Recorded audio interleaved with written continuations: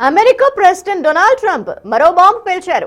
Cuba విషయంలో దూకుడు పెంచిన ఆయన ఆ దేశాన్ని అమెరికా వెంటనే ఆధీనంలోకి తీసుకుంటుందని ప్రకటించారు.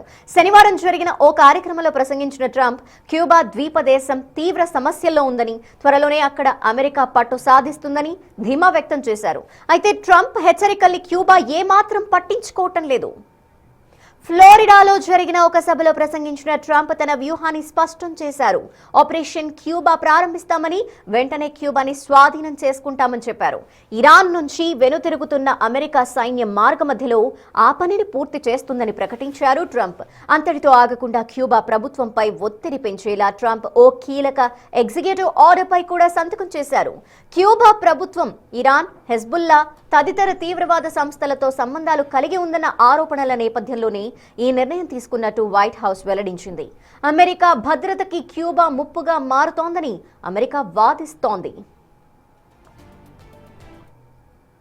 He's really talented. He's done a lot of work for him. He's got a flair, a beautiful Hispanic flair in particular.